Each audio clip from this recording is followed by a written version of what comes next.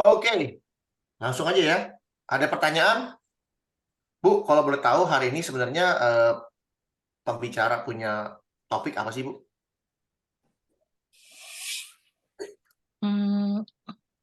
Temanya karena Pak Stano kan minta tema sendiri. Hmm. Tugas gereja berdasarkan Kisah Rasul 2 ayat 41 sampai 42. Kisah tanpa dia tidak ada satupun yang telah jadi dari segala yang telah dijadikan. Jadi kita ini diciptakan dalam Kristus Yesus. Kristuslah yang menciptakan kita oleh Dia, ya, dijadikan oleh Dia, dan tanpa Dia tidak ada satupun yang terjadi.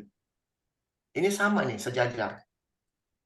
Jadi kalau kita melihat ini, lari menceng sedikit. Kalau kita melihat bahwa Paulus dan Yohanes ngomong, ini dua orang yang berbeda, dua orang dengan zaman yang berbeda, dua orang dengan pendidikan yang berbeda, dan dua orang dengan pemikiran yang berbeda.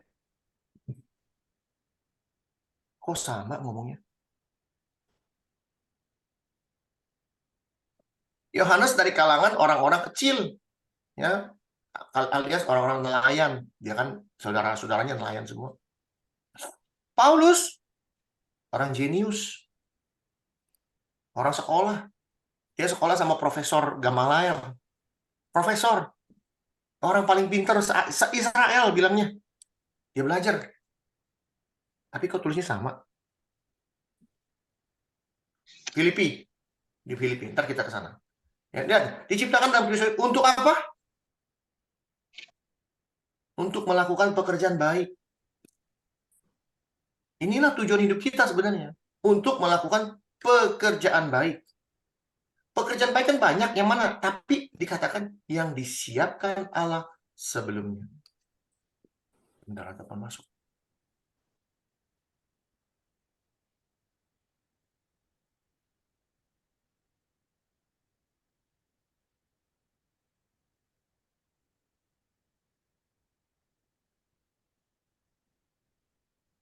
Bentar ya.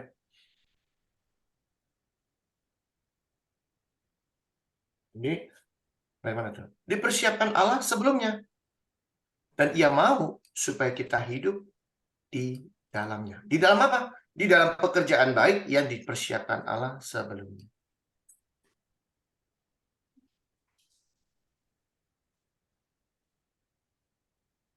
Ngerti nggak di sini pertanyaannya?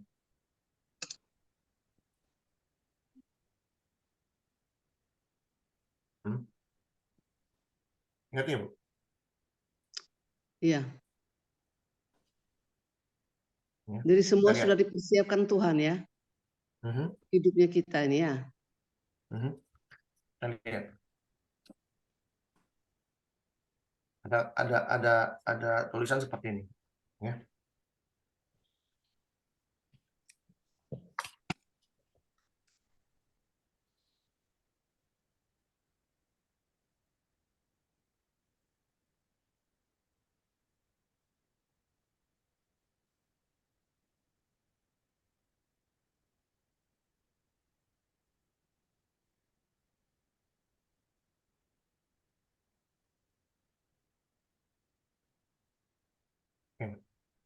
Ya, kan?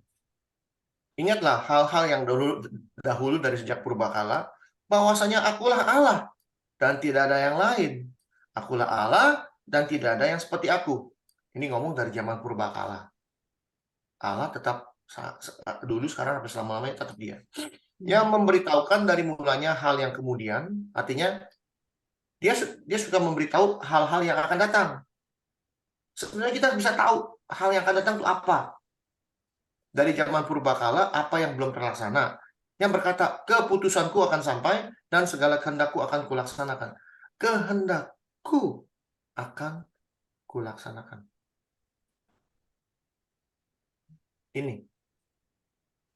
Jadi Tuhan punya kehendak yang akan Dia laksanakan.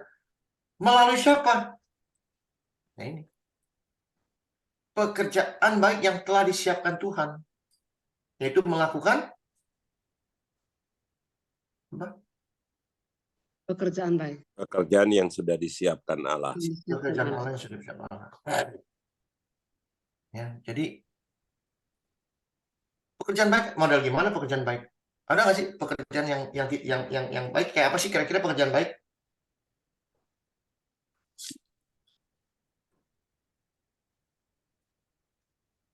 Hmm?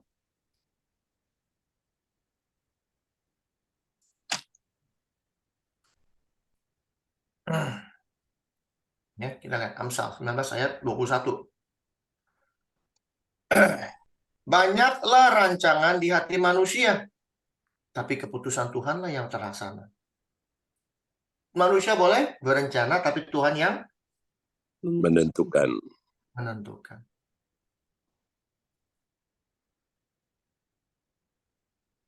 Jadi hidup itu, dan ini yang paling terkenal deh. Hidup itu adalah kesempatan. Mantap. Nah, itu dia. Aku tahu bahwa engkau sanggup melakukan Bagus. segala sesuatu, dan tidak ada rencanamu yang gagal. Amin. I can Ayub do all things. 4:2. Jadi apa sih tujuan hidup kita? Yaitu melakukan pekerjaan baik yang sudah disiapkan Tuhan. Apa aja Pak pekerjaan baiknya? Ada nggak orang pekerjaan baik? Oh, saya mau nyolong karena saya mau kasih makan anak saya. Itu pekerjaan baik. Oh, saya mau korupsi. Misalnya saya mau korupsi, pekerjaan baik supaya apa? Saya bisa membantu rakyat. Jadi duit korupsinya saya kasih ke siapa? Ke rakyat miskin. Kayak Robin Hood. Ngambilin duit pemerintah, ngambilin duit raja, ngerampok dikasihin orang miskin. Apakah itu pekerjaan baik? Kan gitu. Ya tidak. Ya enggak. Jadi kalau kita hidup dengan apa namanya, dengan sukacita, ya, melakukan pekerjaan-pekerjaan baik. Jadi pekerjaan yang kita lakukan itu, selama itu pekerjaan bisa memuliakan Tuhan, saya rasa dimanapun kita ditempatkan, ya, pekerjaan itu macam-macam. Ya. Kayak saya misalnya contoh, saya seorang waiter. Ya. Saya bisa pakai pekerjaan ladang saya ini untuk memuliakan Tuhan. Bahkan saya bisa membagikan sedikit dari firman Tuhan. Kadang-kadang saya suka berdiskusi dengan customer tentang firman Tuhan. Dan mereka kaget dengan pengetahuan yang Tuhan berikan. Karena mereka nggak pernah berpikir begitu. Gitu. Ya. Jadi, kita diciptakan oleh Tuhan untuk melakukan semua pekerjaan baik. Ya, pekerjaan baik. Dan salah satu pekerjaan baik, kalau pekerjaan baik itu semua dikerucutkan ke satu titik. Titiknya itu adalah aku memberikan perintah baru kepadamu, yaitu ingat nggak? Aku memberikan perintah baru. Ini Pak Freddy ngomong udah ratusan kali. Aku memberikan perintah baru kepadamu, yaitu ingat.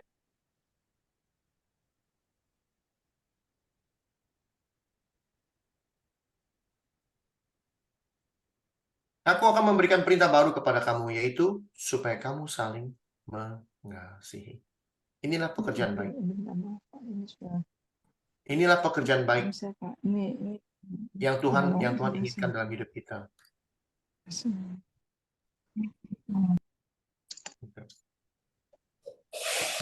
Dengan melakukan ini, sama seperti aku telah mengasihi kamu, demikian pula kamu harus saling mengasihi. Seperti Bapa mengutus aku mengutus kamu. Sama seperti aku mengasihi dunia, mengasihi kamu, kamu juga harus saling mengasihi. Dengan demikian semua orang akan tahu bahwa kamu adalah muridku. Muridku. Yaitu jikalau kamu saling mengasihi. Jadi tugas kita nomor 1 adalah supaya kita dikenal sebagai murid Kristus. Caranya gimana, Pak? Saling mengasihi. Mengasihi. Jelas, Ibu? Jelas. Terima kasih banyak, Pak. Ya. Ibu Erika, silakan. Ada catatan sedikit buat Ibu Lydia, Pak. Nah, silakan, Pak. Jadi kalau sudah ada duit, jangan kerja terus. Tuhan tidak suruh kerja terus, suruh jalan-jalan, menikmati, berbagi, mengasihi orang lain. Kalau kerja terus nanti tidak menikmati hidup, Pak. Terima kasih. Terima kasih, Ko Freddy. Ko Freddy, Langsung. Ko Freddy. Ya, ya. Kalau saya di sini ya, ini hanya kesaksian. Saya di sini kalau membagi untuk sesama itu, saya beda dengan Ko Freddy. Kalau Ko Freddy kan bagi makanan yang sudah jadi, ya kan? Ya, ya. Nah, kalau saya biasa, mama-mama tua yang jualan itu, jualan sayur, jual apa, itu kalau datang jual di saya sayur, apa aja mereka jual gitu, saya selalu kasih mereka tuh beras. Nah, kalau Boleh, datang, boleh. Kalau datang bilang, Nona beli ubi apa? Saya bilang, oke, beli berapa? Itu saya ambil udah. Mama, itu nanti jual habis, datang kembali ke saya sini ya. Saya kasih beras, kasih gula, kasih kopi gitu. Ya, Saya sama. begitu. Iya, Ya, bukan boleh. membagi makanan, tapi ya. Jadi itu mama-mama tuh biasa datang, yang sering saya kasih itu selalu datangnya gini, ini kasih Nona ini. Kasih Nona, tidak usah bayar. Jadi saya bilang gini, jangan. Saya harus bayar. Mama ini jual setengah mati baru dapat uang. Saya bilang gitu toh. Ya. Saya ambil lagi ini dia punya, saya kasih lagi dia beras.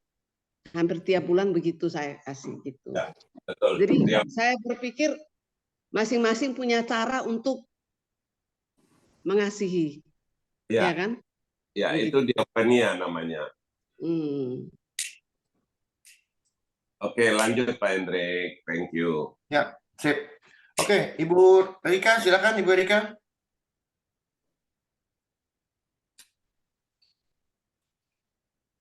Unmute, Bu. Unmute. Oke, sorry. Ya, oke. Ya, Yang saya mau silakan. bertanya begini, Pak Hendrik. Ya, sekarang kan kalau kita perhatikan ya, bukan cuma di luar negeri loh yang semakin sedikit jumlah jemaat yang ke gereja. Di Indonesia pun sekarang saya perhatikan sudah semakin berkurang, Pak. Orang-orang yang ke gereja. Ya, padahal jumlah orang-orang yang beragama Kristen semakin bertambah sebenarnya. Saya perhatikan apa ya? Ya ada sikap seperti apatis atau sepertinya ya kurang bergairah, Pak, untuk ke gereja gitu. Ya ini bagaimana ya, Pak, supaya bisa membangkitkan gairah mereka benar-benar sungguh untuk mencari Tuhan. Bahkan di daerah lain, maaf ya, terutama daerah Sulawesi Utara itu, rata-rata pun kalau ke gereja ya pamer baju. Ya baju baru, rambut baru, kan, tas baru, nah itu. Jadi bukan mencari Tuhan, tapi ya ajang pamer gitu. Seperti itu, Pak.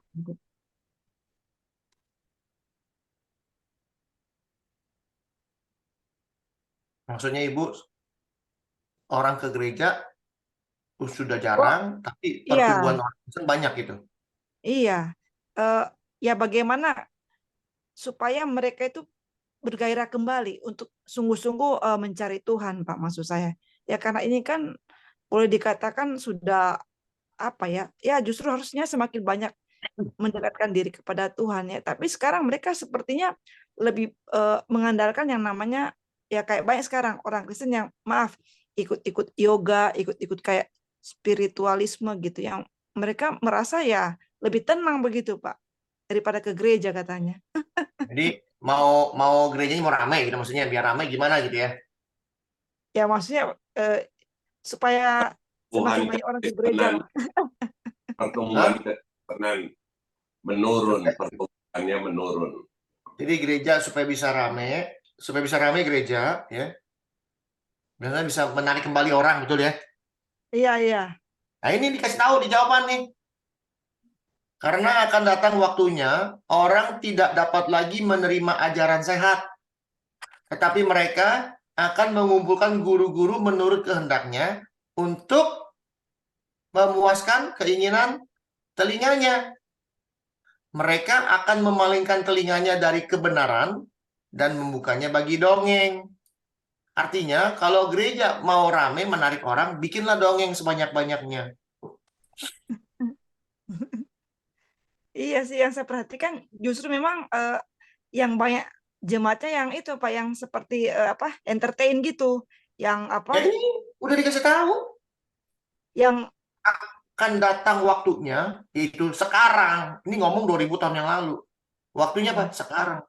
Kita melihat gereja rame, tapi yang di ngomongin sama si guru-gurunya adalah Dongeng. dongeng.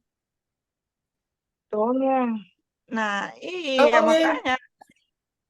Apakah mereka mengajarkan kebenaran? Berarti Tidak.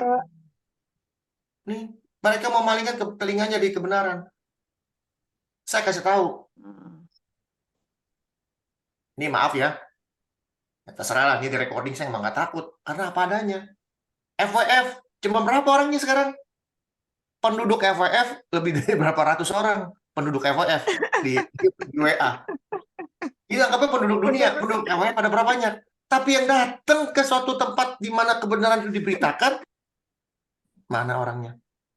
Ini biar dengar sama satu penduduk FWF. Kenapa? Karena telinganya nggak mau dengar kebenaran. Karena mereka merasa dirinya paling benar. Dikasih tahu kebenaran. Argumen. Inilah begini. Terus kita tanya balik, jawabnya gini. Kalau saya tanya, bilangnya saya muter-muter. Kan gitu. Terjadi.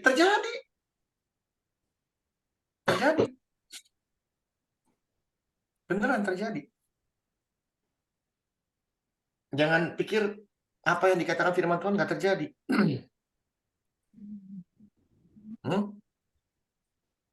Betul, Bu?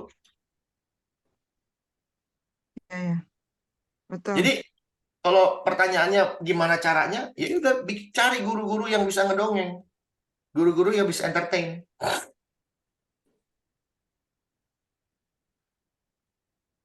Sudah ada satu. Tuh. Jadi jangan khawatir. Kalau gereja yang ibu pimpin, jemaatnya cuma 5, nih, itu orang-orang yang benar-benar setia kepada Tuhan, mau membuka telinganya besar-besar untuk mendengar kebenaran. Karena apa? Ini jelas mengatakan mereka udah nggak bisa lagi menerima ajaran sehat. Udah nggak bisa. Tidak bisa menerima ajaran sehat. Bayangin, tidak bisa menerima ajaran sehat.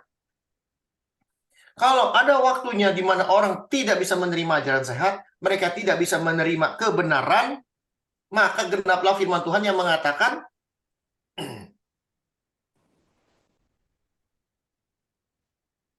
ini genap loh, bilang genaplah firman Tuhan yang mengatakan, coba Ibu Erika bacanya kencang. Yang mana? Ini yang saya biruin. Aku berkata kepadamu, ia akan segera membenarkan mereka. Akan tetapi jika anak manusia itu datang, adakah ia mendapati iman di bumi?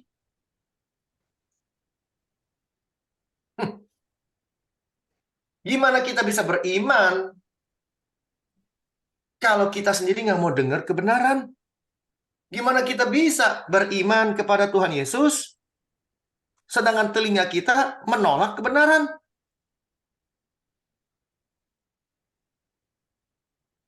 Ini perkataan nggak main-main.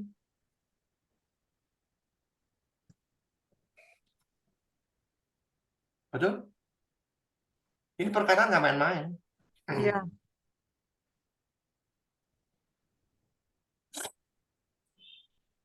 Jadi gimana? Ya udah, pokoknya kalau mau bikin ramai gereja gampang. Bikin gereja ramai itu gampang. Mau bikin gereja itu ramai itu gampang sekali. Undang guru-guru yang pintar ngomong.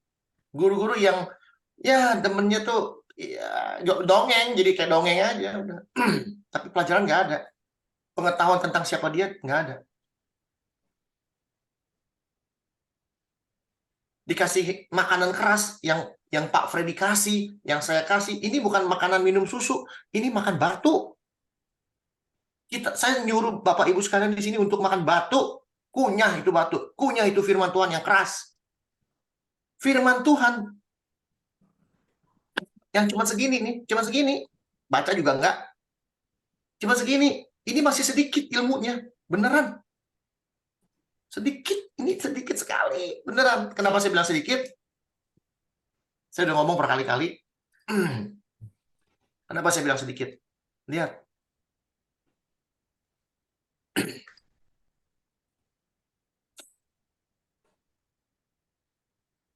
Masih banyak hal-hal lain yang diperbuat oleh Yesus. Masih banyak hal-hal lain yang diperbuat Yesus dalam hidupnya selama 3 tahun melayani. Banyak hal lain yang dia perbuat. Apalagi dari umur 12 sampai umur 30, nggak ada catatannya di Alkitab sama sekali. Selama 18 tahun. Ya betul ya? 12 ke 30, 18 tahun. Itu catatan rekodnya nggak ada. Apa yang dia sudah perbuat. Waktu dia muda, misalnya umur 17 sampai umur 30. Aduh, banyaknya minta ampun yang kita nggak tahu. Nggak ada tulisannya, nggak ada. Ya, masih banyak dia bilang. Tetapi jika semuanya ditulis, dunia nggak sempat, nggak muat. Kalau sampai semuanya mesti ditulis dari umur 12 sampai dia naik ke surga, dikatakan sama Yohanes, agaknya dunia nggak bisa membuat semua kitab. Jadi dia tulis, ditaruh, penuh, dunianya penuh, katanya. Saking banyaknya. Jadi apa artinya ini? Artinya, ini nih Alkitab yang kita nggak pernah baca, ya, yang kita nggak pernah baca. Ngaku aja kalau nggak baca Alkitab, ngaku. Nganggep tuh kita udah paling pinter. Padahal ilmunya nih, ini ruangan saya segini, saya masih ada buku segitu. Ini saya ambil satu, yang ini namanya Alkitab. Dibandingin sama Yohanes sedunia. Artinya apa? Ilmu apa yang kita dapat? Kecil sekali, kecil sekali.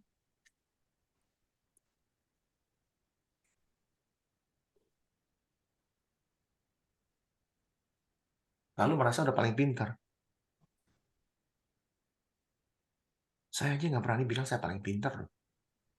Saya ini 0,000000000 sampai nggak tahu berapa panjang nolnya. Nggak tahu, Aris nggak tahu apa-apa. Beneran saya nggak tahu apa-apa. Saya cuma tahu yang ada yang segini aja udah. Kalau yang segini aja bisa membuat Bapak Ibu sekalian, wow, Pak Henry kok bisa hafal? Saya bukan hafal karena saya minta Tuhan tolong. Ada di kepala saya pernah baca, di mana Tuhan ini ayatnya? Kalau lupa, ya Google aja, susah amat.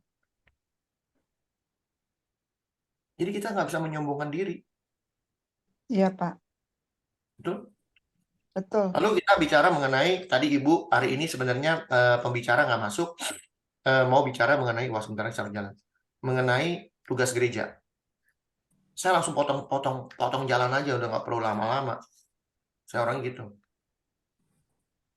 Kisah Para Rasul 2, ayat 41 sampai sekian. Ya.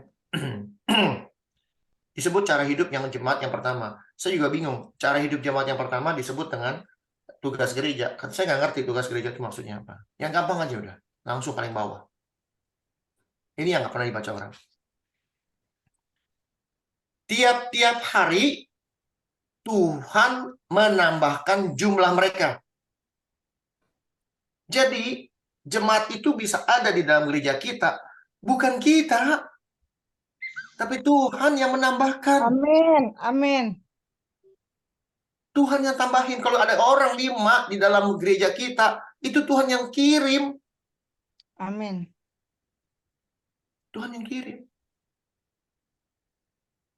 Banyak orang suka bingung kenapa gereja saya sepi, kenapa gereja. Jangan khawatir, kalau kita sudah diberikan responsibility atau tanggung jawab untuk membuka gereja, Ya asal jangan sampai buka gereja itu jangan tanya tuh, nggak pernah tanya Tuhan, Tuhan saya mau buka gereja, main-main buka aja. Tanya Tuhan, apakah talenta saya untuk membuka gereja atau menggembalakan? Kalau memang sudah Tuhan kirim, Tuhan kasih nih buka gereja, Tuhan akan kirim orangnya. Kita nggak perlu sebar orang, orang kan datang. Kenapa? Karena kebenaran ada di sana. Ya, zamannya Yesus sama zaman sekarang bedanya apa? Sama. Jahat orang Israel zaman dulu. Pada saat Yesus datang, itu orang miskin, orang buta, orang timpang, kermasukan setan, pokoknya yang jelek-jelek deh. Itu datang kerumunan. Baru denger aja nih, baru denger Yesus datang. Itu satu kota langsung teriak-teriak. Yesus mau datang. Rung, rame-rame kayak sapi gitu, kumpul rame-rame. Mau ketemu dia. Kenapa? Karena Kristus membawa kebenaran. Di mana ada gula, ada semut. Zaman sekarang, orang miskin, orang penyakitan, orang budukan, orang korengan, orang buta, orang timpang, orang lumpuh, orang yang nggak punya apa-apa, mau masuk gereja, mikir 1000 kali. Kenapa dia mikir? Aduh, saya ini orang miskin. Aduh, saya ini orang penyakitan. Aduh, saya nggak punya rumah, badan saya bau. Tuhan sendiri yang menambahkan jumlah. Nggak usah khawatir. Gereja satu, orang yang datang cuma satu, nggak usah khawatir. Itu yang dikirim Tuhan. Tugasnya apa? Ajarin, jadiin murid. Setelah dia jadi murid, dia pinter, dia bawa orang lain pasti. Kenapa dia punya pengetahuan yang luar biasa. Maka dari itu nggak heran kalau gereja-gereja zaman sekarang isinya orang-orang yang penuh dengan dongeng. Dan jemaatnya cuma mau denger yang enak-enak, yang lucu-lucu, yang begini, yang bukan. Tapi pelajaran firman Tuhan masuk, bubar. Makanan Keluar rohani dapat. Keluar duit. Keluar duit iya malah datang kemari ke FWF. Makanan rohani. Tapi mau, kenapa? Karena Tuhan yang kirim. Bukan suatu kebetulan Bapak Ibu bisa datang kemari, hati Bapak Ibu mau dengar firman Tuhan. Itu bukan karena kita. Ingat, segala sesuatu Tuhan ikut campur tangan. Ada ayatnya? Allah turut bekerja dalam segala hal. Coba cari di mana.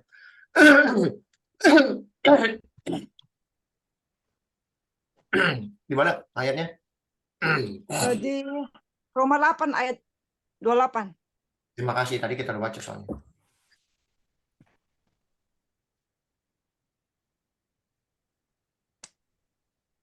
Ya, Roma 8, 28. Kita tahu sekarang bahwa Allah turut bekerja dalam segala sesuatu untuk mendatangkan kebaikan bagi mereka yang mengasihi Dia. Artinya apa? Oh, apa-apa Tuhan yang kerja. Bukan. Kita kerjain, Tuhan yang menyempurnakan. Bukannya Tuhan yang kerja. Tapi baca itu terbalik semua. Semua Tuhan yang kerjain. Jadi begitu, Bu. Jadi kita kalau mau bikin gereja rame, itu cari guru-guru yang suka memuaskan telinga orang. Tapi kalau mau bikin gereja yang disukai Tuhan, yang diberkati Tuhan, apa yang dikirim Tuhan, lakukan. 1 kayak 2 kayak terserah.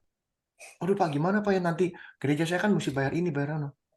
Kalau Tuhan udah bisa sampai bikin kita punya gereja, masa Tuhan nggak bayarin? Gitu kira-kira. Ya. Saya pindah ke Yang handphone. buat Sudah ke gereja 30 tahun, sudah ke gereja 10 tahun, sudah wah ikut seminar ini, seminar itu. Wah, apalagi yang baru lulus sekolah. Waduh. Udah kelihatannya paling tahu semua.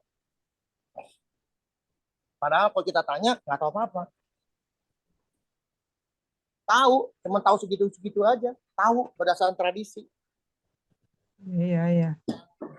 Bukan berdasarkan apa yang mereka pelajari di sekolah, bukan berdasarkan apa yang sesuai dengan firman Tuhan. Nah, itu ngaco itu bosnya. Ya dan juga begini Pak Henry, ini menurut orang-orang ya. Sekarang kok gereja itu seperti dinasti Pak Henry. Seperti Ya apa? maksudnya ya seperti dinasti. Ya habis bapaknya yang jadi gembala, ntar anaknya, habis anaknya, cucunya, ya pokoknya itu seolah-olah ya udah itu apa gereja jadi hak milik mereka lah istilahnya. Ya nggak masalah, itu tanggung jawab mereka. Iya, iya. Nah, itu yang sering diajarin sama Pak Freddy. Pak Freddy sudah ngasih tahu ya, di dalam Injil dikatakan Yesus bertanya kepada Petrus, "Hai Petrus, apakah kamu mengasihi aku?" Jawab Petrus. Gembalakanlah Apa jawab Petrus? domba-dombaku. Gembalakanlah domba-dombaku. Dombaku. Ya, lalu ditanya lagi sampai 3 kali. "Hai Petrus, apakah kamu mengasihi aku?" Jawab Petrus, "Ya Tuhan, aku mengasihi kamu." Lalu apa kata Yesus? Gembalakanlah domba-dombaku. Gembalakanlah domba-dombaku. Nah, ini yang gereja-gereja dinasti pada kagak ngerti bahwa jemaat itu alias domba itu bukan milik mereka, tapi milik Tuhan. Dombaku bukan dombamu. Yesus nggak pernah bilang gembalakanlah domba-dombamu, nggak pernah. Maka dari itu kisah para rasul membuktikan bahwa Tuhan sendiri yang akan mengirim jemaat, mengirim domba. Dan itu sejajar atau selinier, segaris dengan Yeskiel 34. Bahwa aku sendiri akan menjadi lawan gembala-gembala yang model begini. Dan aku sendiri yang akan mengambil alih, mengambil kembali domba-dombaku yang berserahkan. Dombanya dia, dombanya Tuhan. Cuman masalahnya orang pada kagak mau tahu. Apalagi gereja yang jemaatnya udah 20.000, 10.000, 500, 100 aja udah anggap tuh saya punya. Apalagi punya 10.000 jemaatnya. Buset, duitnya berapa banyak? Ini saya punya, penghasilan saya. Jangan ambil bakul apa? Jangan ambil bakul nasi saya dong. Berantem. Kan begitu. Kalau para pendeta atau para gembala sadar bahwa domba yang mereka gembalakan adalah milik Tuhan, itu domba kalau bisa sampai pindah ke kandang orang lain, jangan salin dombanya. Pikir kenapa? Tugas gembala apa? Ada di Mazmur 23, betul? Iya. Apa itu? Tuhan adalah gembalaku, takkan kekurangan aku. Dia membaringkan aku di padang rumput yang hijau. Sekarang gembala bukan membaringkan dombanya di dalam di rumput yang hijau, tapi rumput kering kerontang. Kenapa kering kerontang? Karena dombanya disuruh kerja terus menerus untuk memberikan persembahan kepada gereja. Diperes susu sama Bulunya. Ya, ada di firman Tuhan. Yeskiel 34, langsung jauh-jauh itu jawabannya ada. Yeskiel 34 bahwa engkau menikmati susunya dan membuat pakaian yang indah dari bulunya. Itu Yeskiel 34. Iya, sekarang sudah jarang loh Pak, gembala memberikan tumpangan kepada jemaatnya. Ya kalau dulu kan, ya Mas, ya naik, aduh sekarang sudah nggak ada tuh. Fungsi gereja yang kalau mau benar-benar ngikutin itu ya, fungsi gereja itu cuma satu. Tuhan memberitahukan kepada bangsa Israel, di rumahku harus ada makanan. Di rumahku harus ada makanan. Jadi kalau ada gereja buka 24 jam, 7 hari 7 malam dibuka sama dia, itu namanya orang miskin, orang kelaparan, bahkan pendatang-pendatang dari suku-suku manapun, kalau mereka lihat, aduh, saya nggak punya tempat tinggal, yang dipikir mereka apa? Gereja, rumah Tuhan. Ada makanan di sana? Ada makanan di sana. Jadi mereka tuh, yang ada di kepala mereka adalah rumah Tuhan, rumah Tuhan, rumah Tuhan. Siapapun orangnya, mereka belajar ada Tuhan yang menyediakan. El Shaddai. Betul?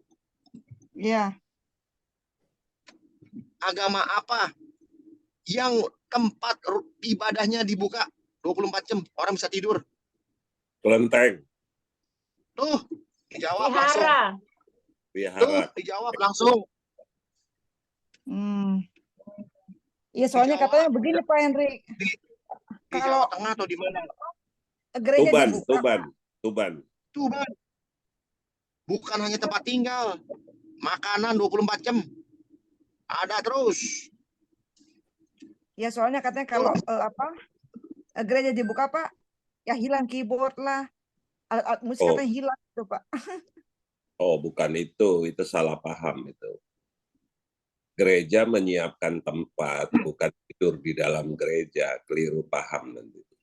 Gereja harus menyiapkan tempat, bukan di dalam ruangan gereja, keliru itu. Oh, nah ini nih yang kayak begini kan, jadi orang-orang katanya, ya itu gereja dikunci karena takut hilang barang-barangnya Pak, gitu. Terus, sekarang begini Bu, kenapa takut hilang barangnya? Karena barang-barang itu berharga. Iya betul. Berharga. Tapi kalau di mata kita bahwa Tuhan yang memberikan barang ini untuk keperluan gereja, yakin dengan iman, nggak ada yang berani ngambil. Percaya sama saya, emang Tuhan nggak sempat ngirimin malaikat untuk jaga? Pasti bisa. Masih bisa. Yakin, kita harus yakin. Hilang pun ditimpa orang. Orang gila aja yang bawa keluar keyboard yang datang pun bukan satu. Kalau kita buka gereja pada makanan yang datang ratusan. Orang ambil keyboard ya udah kita liatin aja. Kalau kita gereja udah bisa kasih makan 24 jam, makanan nggak habis-habis, duitnya juga nggak habis-habis. Amin. Mau ditimpa Kak, nggak apa-apa, beli lagi terus, nggak apa-apa, karena uangnya nggak habis-habis. Kelenteng yang di Tuban itu salah satu anggota FF kita dulu pernah datang satu, ingat ya, yang tinggal di Amerika. Dia karyawan sana, dia kerja di sana dulu. Dia kasih tahu itu makanan jalan terus. Orang tinggal di mana aja bebas tidur di situ. Orang mereka bisa melakukan itu. Kita yang diajarin sama Tuhan yang maha kuasa, Tuhan yang kita anggap Tuhan yang paling benar, nggak ada yang mau lakukan. Yang ada entar ditolong lah, entar ditimpe lah, entar inilah, entar on. Aduh. Lebih penting mana?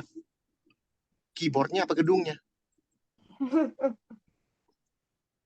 Ya. Gitu. Kalau ada pendeta, ada gereja model begitu, Bu, nggak usah disuruh, orang-orang kaya yang di sini banyak. Ini yang di FF ini orang kaya banyak, nggak perlu disuruh. Dia dengar ada gereja model begitu. Ini yang Pak Henry ngomong, sumbang, nggak usah malu-malu. Uangnya nggak akan sia-sia itu. Uang yang diberikan kita nih orang-orang yang punya duit, misalnya nyumbang gereja model begini, nggak sia-sia. Kenapa? Duitnya kepake depan mata. Makanan ada di meja terus. Orang miskin siapa aja bisa boleh datang makan. Itu akan menarik semua orang. Dan Ibu Lydia yang kerjaannya kerja tiap hari kerja terus kasih persembahan juga nggak sia-sia kerjanya. Aduh, saya kerja udah capek tiap hari saya kasih persembahan ke gereja, duitnya nggak ada kemana tuh gereja. Tapi Ibu Lydia lihat bahwa di gereja ini tiap hari ada orang makan, siapa dia, terus ada yang layani begini, puas. Memberikan persembahan juga puas. Betul nggak Ibu Lydia? Betul.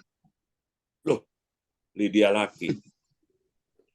Loh, Puas. kok suaranya berat Bu Lydia? Nggak tidur kali Iya. 3 malam. Lydia Roma Jadi- namanya. Ada wakilnya. Nggak boleh Iya. pakai Ibu Lydia- manggil. Nggak Setuju sah, nggak, Ibu nggak Lydia? sah Bu Lydia.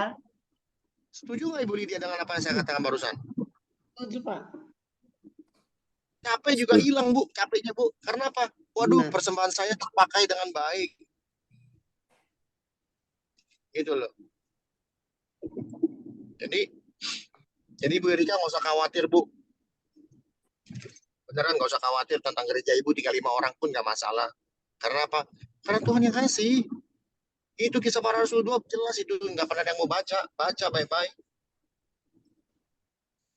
Nanti kalau kita ajarin begini nanti kita dibilang Bapak nggak tahu sih gini-gini. Ya, kalau pakai bilang Bapak nggak tahu, ya saya memang nggak tahu banyak. Emang Bapak tahu? Kan gitu. Ya, next. Ada pertanyaan lain? Silakan. Ini saya masih dalam perjalanan. Makasih ya Pak Hendrik. Sama-sama Ibu. Nggak usah khawatir Bu. Punya iman itu harus penting. Amin. Jangan khawatir tentang wah saya mesti bayar ini, saya mesti bayar itu. Jangan khawatir. Bagus juga. Jadi apa? Kalau kita yakin lah Tuhan yang kita sembah itu bukan Tuhan yang tidur atau Tuhan yang nggak mau tahu segala macam. Apapun yang kita mau lakukan, pekerjaan baik yang sudah disiapkan Tuhan kita lakukan. Masa dia nggak turun tangan? Amin. Dalam pekerjaan yang dia kasih kok, dia yang bikin kok, yang sudah disiapkan sama dia kok. Dia pasti sudah kasih planningnya begitu baik. Kita cuma jalanin doang kok. Tugas kita cuma jalanin.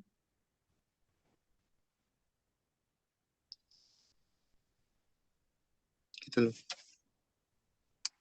Ya. Oke, yang lain silakan. Atau ada pertanyaan yang lain? Ya, jadi saya kira itu penting pemahaman menempatkan diri kita itu semua orang Kristen harus tahu gitu. Jadi banyak orang Kristen yang menempatkan diri yang bukan tempatnya, tetapi karena keinginan hatinya sendiri menempatkan diri. Jadi contohnya bahwa banyak pendeta kita yang sudah lama ini yang tidak mau belajar, hanya mau menduduki tahta saja, tapi tidak belajar. Ini menyebabkan jemaatnya itu tidak mendapatkan makanan yang sehat. Sehingga akhirnya jemaat ini berpikir, loh kok gini tok, tiap hari gini tok, sama aja kita tidur di rumah sama datang gitu. Sehingga mereka mencari nilai lagi. Jadi harus benar-benar kita tempatkan diri kita sesuai kemampuan kita dan tentunya perkenanan daripada Tuhan. Jadi ya sebaiknya kita mulai dari diri kita sendiri gitu. Kita mau belajar sehingga suatu saat kita jadi guru, baru kita mulai mencari murid lagi. Jangan sampai murid mencari murid, nah ini yang jadi repot nantinya. Jadi sebaiknya pada saat menempatkan diri itu yang Pak Hendrik bilang, dia mau buka gereja, pikir dulu apakah sudah perkenanan Tuhan, kesanggupannya sudah ada, atau nanti khotbah asal-asalan ya akan mundur gitu loh. Kita akan kecewa bahwa wah domba kita hilang, diambil orang lain dan sebagainya. Jadi harus mempersiapkan diri dulu dengan baik, sudah siap menjadi guru, baru guru mulai mengajar. Jangan sampai baru murid sudah ngajar murid. Ah, ini yang repot nanti. Tentunya murid-muridnya itu bilang, ini gua tidur di rumah sama aja. Nah, ini yang membuat terjadi kemerosotan. Sesuai survei 18-29 tahun mereka ke gereja karena mereka punya pikiran sudah maju. Anak-anak muda sekarang sudah maju. Di dalam khotbah kita hanya naik ke Golgota begini-begini. Ya mereka ngapain tidur di rumah, kenapa? Tetapi kita memberikan fakta kehidupan yang ada sekarang dan bisa menjawab bagaimana memproduksi uang, bagaimana mempertahankan sampai masa depan dan lain sebagainya. Saya kira itu akan menarik mereka terus untuk belajar. Saya kira itu penting ditambahkan Pak Hendrik. Terima kasih. Ya Ya, Pak terima Freddy, kasih, Pak saya mau apa sama Pak Freddy dulu kali ya. Ya. Ya Pak Freddy gini, ini kan ada kejadian teman saya juga ya, teman pelayanan. Beliau juga baru buka pelayanan. Nah, waktu itu saya juga sempat bilang ke beliau, yakin Tuhan suruh buka pelayanan. Dia dengan yakin ngomong, dia sebutkan salah satu hamba Tuhan yang terkenal di Indonesia. Oh, Pak, ini dukung saya loh, Bu, dia bilang. Dan juga ada hamba-hamba Tuhan lain yang dukung saya untuk buka pelayanan. Saya yakin, Bu. Ini Bu, buktinya saya sudah dapat tempat begini-begini. Aku cuma diem kan.